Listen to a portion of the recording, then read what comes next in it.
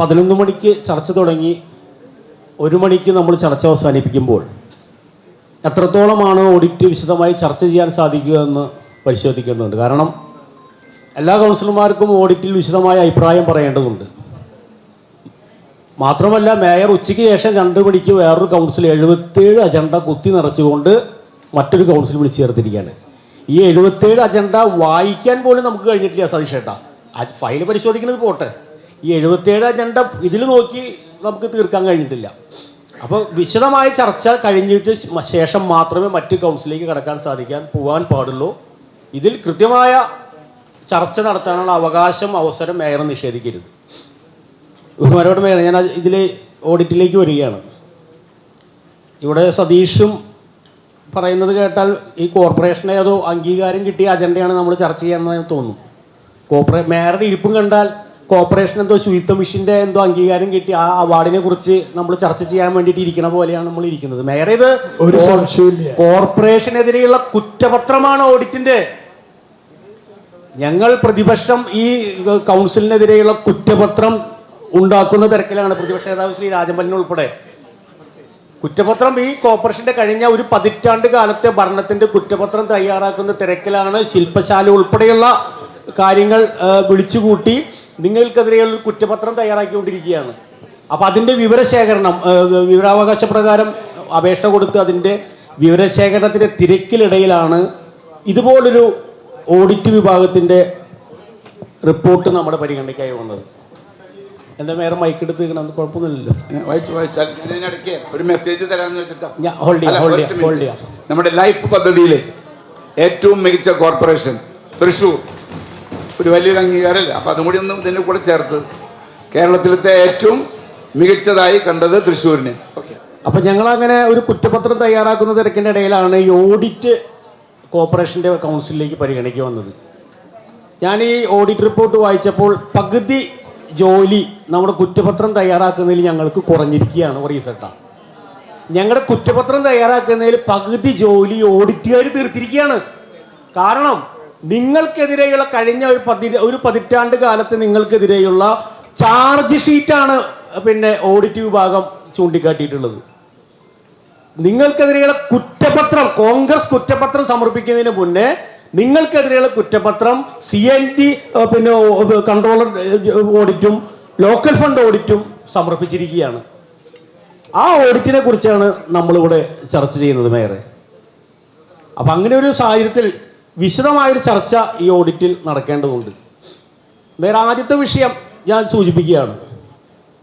ചെറുകിട ജലവൈദ്യുതി പദ്ധതി അനുചിതമായ സാധ്യതാ പഠനവും ആസൂത്രണമില്ലായ്മയും നിമിത്തം കോർപ്പറേഷന് 72 ലക്ഷം രൂപ നഷ്ടം വന്നിരിക്കുന്നതാണ് ആദ്യത്തെ റിപ്പോർട്ട് തന്നെ.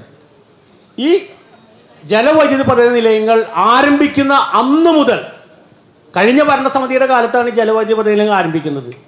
4 കോടി രൂപ ചിലരാണ് അന്ന് മാറ്റിവെച്ചത്. അത് ആരംഭിക്കുന്ന അന്ന് മുതൽ ഞങ്ങൾ പറഞ്ഞിരുന്നു, ഇത് കോർപ്പറേഷന് നടപ്പിലാക്കാൻ കഴിയുന്ന പദ്ധതിയല്ല, തുമ്പിയെ കൊണ്ട് കല്ലെടുക്കുന്ന പദ്ധതിയാണ് കാണിക്കുന്നതെന്ന്.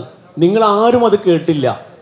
നിങ്ങൾ ഒരിക്കലും നടപ്പാക്കാൻ കഴിയാത്തൊരു പദ്ധതിയുമായി നിങ്ങൾ മുന്നോട്ട് പോയതിൻ്റെ വിമർശനവും സാമ്പത്തിക ക്രമക്കേടുമാണ് ഓഡിറ്റ് ചൂണ്ടിക്കാട്ടിയിട്ടുള്ളത്. ഞാൻ ആദ്യം CNG ഓഡിറ്റിൻ്റെ റിപ്പോർട്ടാണ് വായിക്കുന്നത് പറയട്ടെ. കാരണം എന്താണെന്ന് വെച്ചാൽ ഈ CNG ഓഡിറ്റ് എന്ന് പറയുന്നത് കേരളത്തിൽ പരിചിതമായിട്ടുള്ളത് നമുക്കറിയാം. ഇങ്ങനെ ഒരു ഓഡിറ്റ് ഉണ്ടായിരുന്നു.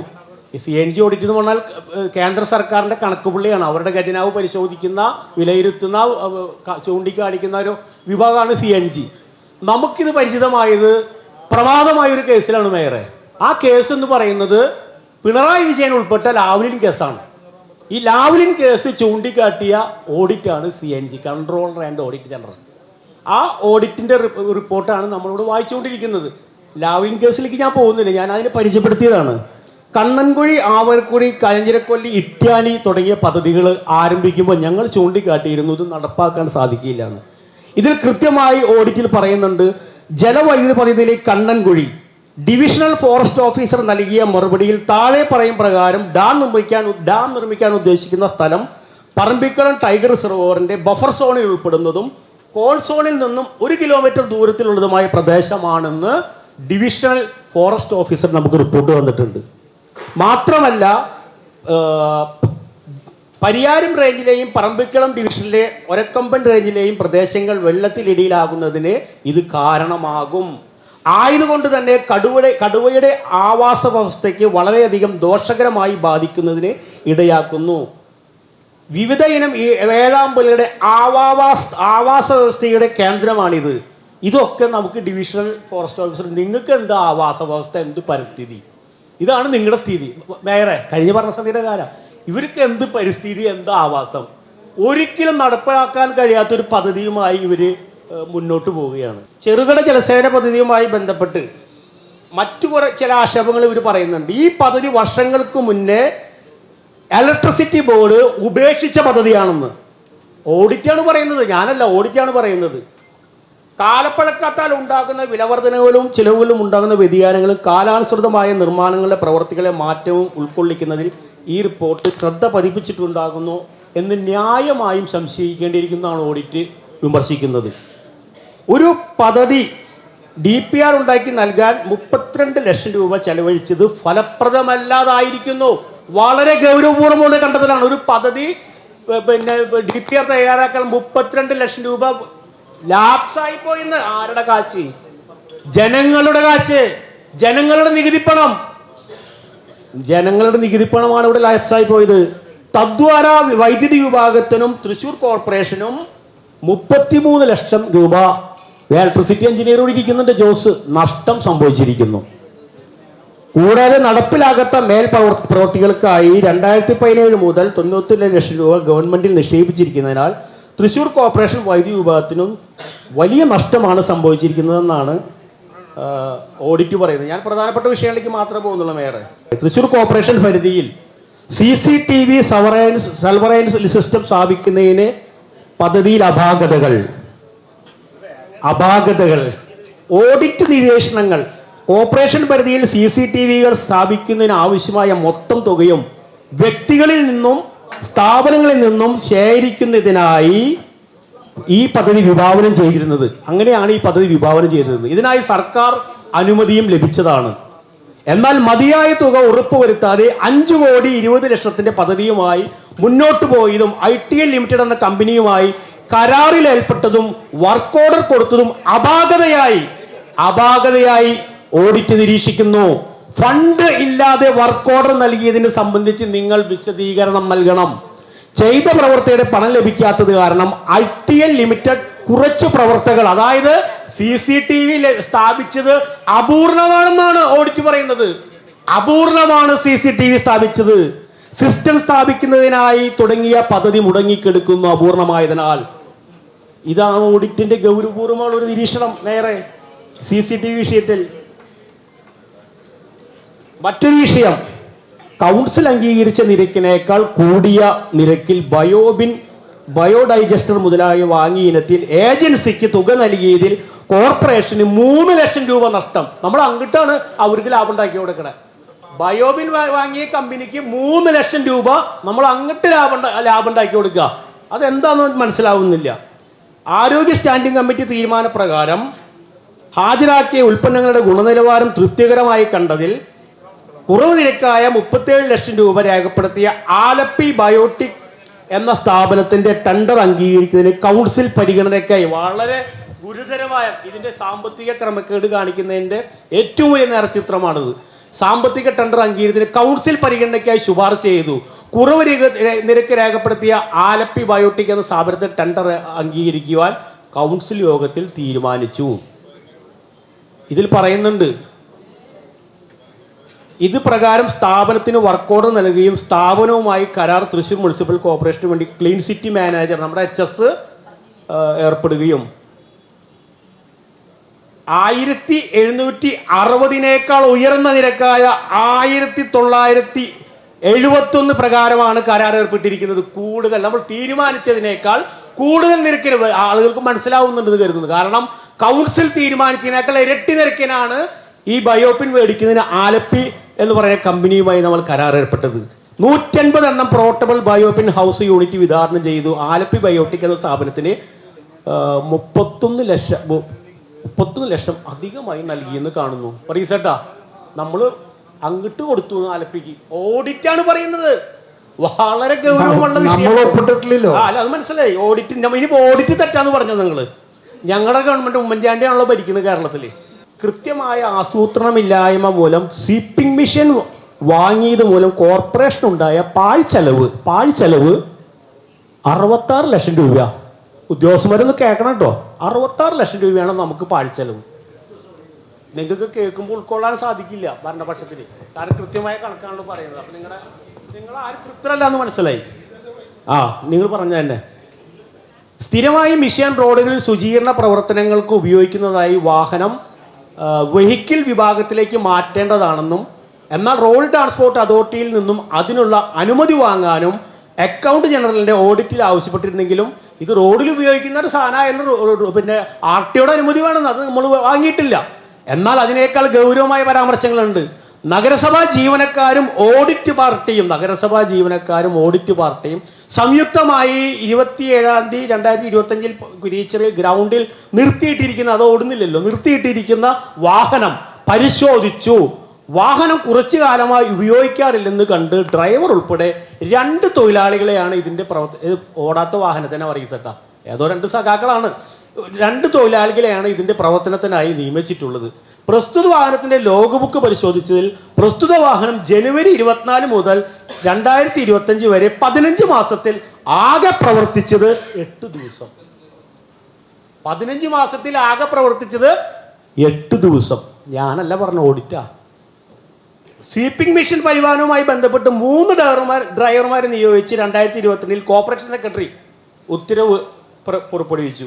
ഇത് പ്രകാരം വാഹനങ്ങളുടെ ചുമതലയുള്ള അസിസ്റ്റന്റ് എഞ്ചിനീയർ വാഹനം സംബന്ധിച്ച റിപ്പോർട്ട് ഓരോ മാസത്തിൽ അഡീഷണൽ സെക്രട്ടറിക്ക് നൽകേണ്ടതും ഓരോ 4 മാസം കൂടുമ്പോഴും പ്രവർത്തന റിപ്പോർട്ട് സെക്രട്ടറിക്ക് നൽകേണ്ടതുമാണ്.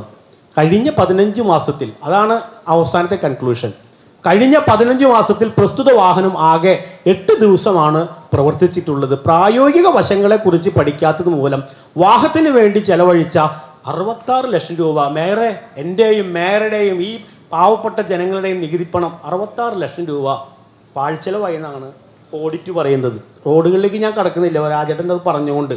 Thrissur corporation Lalur legacy waste bio mining പദ്ധതി 5 കോടി സംബന്ധിച്ച് ഇപ്പോൾ ഇന്നലെ ഉദ്ഘാടനം നിർവഹിച്ച IM വിജയന്റെ പേരിലുള്ള അഭിമാനകരമായ ഒരു പദ്ധതി. അതും അപൂർണമാണ്, 1ാം ഘട്ടമാണ്. ഇനി അടുത്ത ഭരണസമിതി വേണം അത് പൂർത്തീകരിക്കാൻ. അത് അടുത്ത ഭരണസമിതി ചെയ്തോളും. അപ്പോൾ അങ്ങനെയുള്ളൊരു വിഷയം ലെഗസി വേസ്റ്റിനെ കുറിച്ച് വലിയ പരാമർശമാണ്. അത് ലെഗസി വേസ്റ്റ് അറിയാലോ, അത് ക്ലീനിങ്ങിനെ സംബന്ധിച്ച് 2020 ഓഡിറ്റ് ലാലൂർ ഡംപിംഗ് ഗ്രൗണ്ടിൽ നടത്തിയ സംയുക്ത പരിശോധനയിൽ 200 mm മുകളിൽ വരുന്ന ലെഗസി മാലിന്യം ഇനിയും പ്രോസസ് ചെയ്യാതെ കുന്നുകൂടി കിടക്കുന്നതായി കാണപ്പെട്ടു. പൂർണ്ണമായി ലെഗസി മാലിന്യം ബയോമൈനിങ് ചെയ്തതായി ഓഡിറ്റിന് ഉറപ്പാക്കാൻ സാധിക്കുന്നില്ല.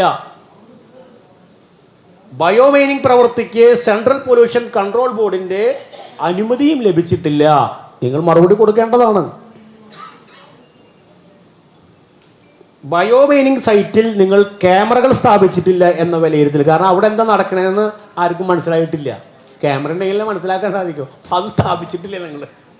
ആ വേസ്റ്റൊക്കെ ഉള്ളിലേക്കാണോ പോയത്, പുറത്തേക്കാണോ പോയതെന്ന് ആർക്കും അത് നിലവിലുണ്ടായിരുന്ന മുഴുവൻ ലെഗസി മാലിന്യങ്ങളും പരിസ്ഥിതി സൗഹാർദ്ദമായി ബയോമൈനിങ് പ്രവൃത്തി നടത്തിയെന്നും ഇതിലൂടെയുണ്ടായ മാലിന്യങ്ങൾ കൃത്യമായി നിർമ്മാർജ്ജനം ചെയ്തുവെന്നും ഓഡിറ്റിന് ഉറപ്പാക്കാൻ സാധിച്ചിട്ടില്ല. 5 കോടി നഷ്ടം. അത് ലെഗസി വേസ്റ്റിൻ്റെ ഇത്. ഞാൻ ഈ വിഷയം കഴിഞ്ഞ് ഇതിലേക്ക് ലോക്കൽ ഫണ്ട് ഓഡിറ്റിൻ്റെ വിഷയത്തിലേക്ക് കിടക്കണം. ഓരോ വർഷവും എണ്ണം കൂടുകയാണ്. നിങ്ങൾക്കെതിരെയുള്ള കണ്ടെത്തലുകളുടെയും സാമ്പത്തിക അഴിമതികളുടെയും ക്രമക്കേടുകളുടെയും എണ്ണം വർഷാവർഷം ലോക്കൽ ഫണ്ട് ഓഡിറ്റിൻ്റെ റിപ്പോർട്ടിൽ ഇത്തവണ 195 പരാമർശങ്ങളും കണ്ടെത്തലുകളും വിലയിരുത്തലുകളും അഴിമതികളുമാണ്. 195 എണ്ണം. കഴിഞ്ഞ വർഷത്തേക്കാൾ കൂടുതൽ. ഓരോ വർഷവും നിങ്ങൾ ആ കാര്യത്തിൽ കൂടുതലാണ്. 195 എണ്ണമാണ്. അത് വളരെ ചിലത് മാത്രം പരാമർശിച്ചു പോവാണ് മേയറെ. ഞാൻ കൂടുതൽ ദീപിക്കുന്നില്ല. അതിൽ ഒരു പ്രധാനപ്പെട്ട വിഷയം അഗതി മന്ത്രം സംഭാവന വരവ് അഗതി മന്ദിരത്തിലെ സംഭാവന വരവ് കൃത്യമായി കോർപ്പറേഷനിലേക്ക് അടവാക്കുന്നില്ല. അപ്പോൾ അവിടുത്തെ ക്ലർക്കിന് മനസ്സിലായി ഇവിടെ നല്ല അഴിമതിയാണ്, ഞാനായിട്ട് ഇതിനെ കുറയ്ക്കണമെന്നാണ് അവിടുത്തെ ക്ലർക്ക് തീരുമാനിച്ചത്. അതിൻ്റെ ഭാഗമായിട്ട് വീട്ടിലെ അന്തേവാസികൾക്ക് ഒരു നേരത്തെ ഭക്ഷണം നൽകുന്നതിനായി പൊതുജനങ്ങളിൽ നിന്നും 4000 രൂപ സംഭാവന തുകയായി കല്യാണം നടത്തിയതിൻ്റെ ഞാൻ വായിക്കാം. സംഭാവന തുകയായി വിൽവട്ട മേഖല കാര്യാലയത്തിലായി ലഭിക്കുന്നുണ്ട്. ഇപ്രകാരം ലഭിക്കുന്ന തുക രേഖപ്പെടുത്തുന്ന രജിസ്റ്ററിൽ കൃത്യമായി ഇത് ചേർത്തിട്ടില്ല. മേയറെ പരിശോധിക്കേണ്ട നമ്മുടെ അഗതി മന്ദിരത്തിന്റെ സ്ഥിതിയാണ്. ആകെ അടച്ചതായി രജിസ്റ്ററിൽ ചേർത്തിരിക്കുന്ന തുകയിൽ ഉൾപ്പെടുത്താതിനായാലും 38,000 രൂപയുടെ കുറവ് വന്നിട്ടുണ്ട്. പാവങ്ങളുടെ അതാരും നോക്കാത്തത് കൊണ്ടേ അവിടെ എന്ത് അഴിമതിയും കാണിക്കുക. കാരണം അവിടെ താമസിക്കുന്നവർ ആരോരുമില്ലാത്തവരാണ്. അവരുടെ തുക അടിച്ചു മാറ്റിയാൽ ആരും ചോദിക്കുന്നില്ലെങ്കിലും ഓഡിറ്റ് ചോദിച്ചിട്ടുണ്ട് മേയർ. കുരിയച്ചിറ അർവശാലത്തിന്റെ പ്രവർത്തനത്തിന് മേയർ പ്രതിപക്ഷ നേതാവ് പറഞ്ഞുകൊണ്ട് ഞാൻ അതിലേക്ക് കടക്കുന്നില്ല.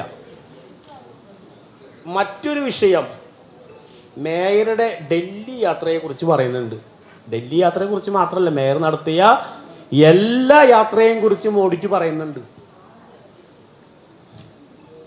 സർക്കാരിൽ നിന്നും മുൻകൂർ അനുമതി വാങ്ങാതെ ഔദ്യോഗിക യാത്ര നടത്തി മേയർ. ഓഡിറ്റ് പറയാണ്, പേജ് നമ്പർ എത്രയാ? മേയർ മുൻകൂർ അനുമതി തദ്ദേശ സ്വയംഭരണ സ്ഥാപനങ്ങളിൽ നിന്ന് അന്യ സംസ്ഥാനങ്ങളിലേക്ക് നടത്തുന്ന മേയർ എവിടേക്ക്? അമേരിക്കയിലേക്ക് പോയത്. അന്യ സംസ്ഥാനങ്ങളിലേക്ക് നടത്തുന്ന എല്ലാ പഠന യാത്രകൾക്കും സർക്കാരിൽ നിന്ന് മുൻകൂർ അനുമതി വാങ്ങേണ്ടതാണ്. എന്നാൽ സർക്കാരിൽ നിന്ന് മുൻകൂർ അനുമതി വാങ്ങാതെയും പ്രപ്പോസൽ തയ്യാറാക്കാതെയും സർക്കാരിൽ രേഖകൾ ഹാജരാക്കുകയും ബഹുമാനപ്പെട്ട മേയറും കൗൺസിലർമാരും സംസ്ഥാനത്തിന് പുറത്ത് യാത്ര നടത്തിയിട്ടുണ്ട്. അതുപോലെ സ്വച്ഛ് സർവേഷൻ 2023 അവാർഡ് നേടുന്ന ചടങ്ങിന് ബഹുമാനപ്പെട്ട മേയർ ഡൽഹി യാത്ര നടത്തി. അപ്പോൾ ഡൽഹി യാത്ര, വിവിധ യാത്രകളെ കുറിച്ചുള്ള ആക്ഷേപങ്ങളാണ് പറയുന്നത്. മറ്റൊരു വിഷയം,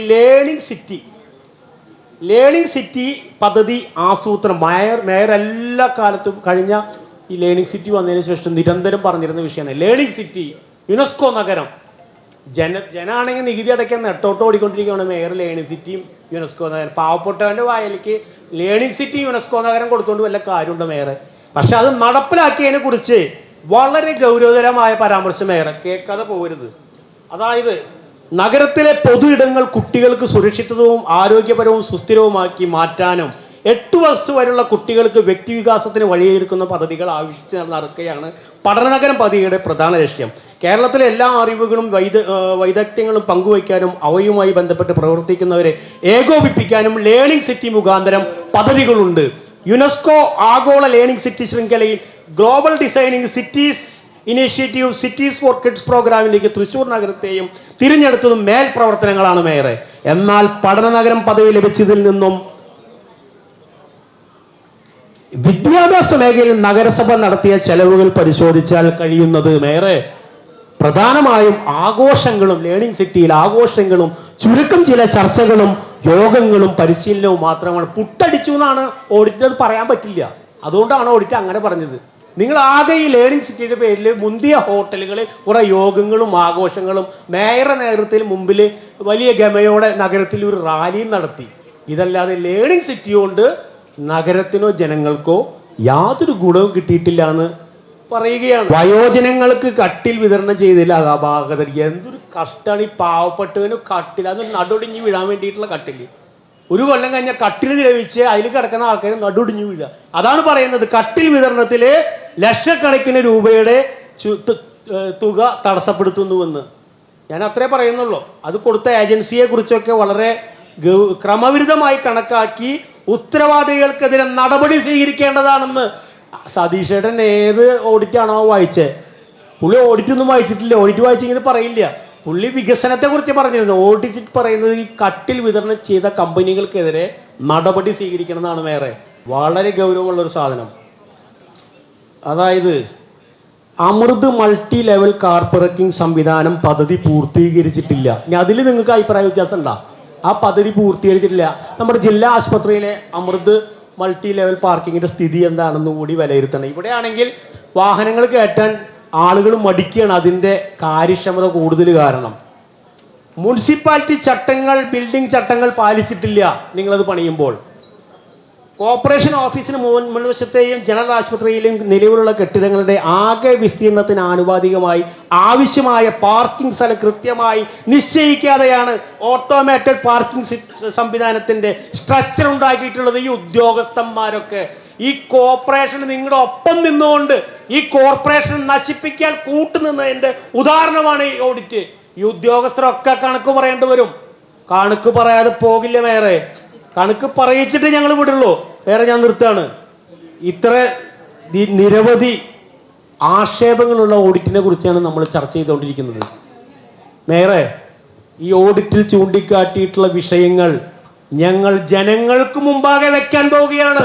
കുറ്റപത്രമായി ഈ നഗരത്തിലെ മുഴുവൻ ജനങ്ങൾക്ക് മുതലും ഞങ്ങൾ തിരഞ്ഞെടുപ്പിൽ ചൂണ്ടിക്കാട്ടാൻ പോകുന്ന പ്രധാനപ്പെട്ട വിഷയം എന്ന് പറയുന്നത് ഈ ഓഡിറ്റ് റിപ്പോർട്ടാണ്.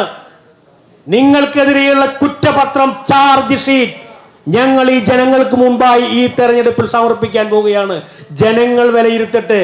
ഇതിലുള്ള കൃത്യമായ അന്വേഷണം വരുന്ന UDFന്റെ ഭരണസമിതി ഇതിൽ ചൂണ്ടിക്കാട്ടിയിട്ടുള്ള നിങ്ങൾ നടത്തിയ അഴിമതികൾക്കെതിരെയും കൃത്യമായ അന്വേഷണം ഉദ്യോഗസ്ഥർക്കുൾപ്പെടെ ഇവിടെ ഞെളിഞ്ഞിരിക്കുന്ന പല ഉദ്യോഗസ്ഥർക്കെതിരെയും അഴിമതിക്ക് കൂട്ടുനിന്നവർക്കെതിരെയും കൃത്യമായ അന്വേഷണം ഈ ഓഡിറ്റിന്റെ വെളിച്ചത്തിൽ വരാൻ പോകുന്ന UDF കൗൺസിലിന്റെ ഭരണസമിതി നടത്തുമെന്ന് ബഹുമാനപ്പെട്ട മേയറോട് പറയാൻ ആഗ്രഹിക്കുന്നു. Okay, thank you. അടുത്തത്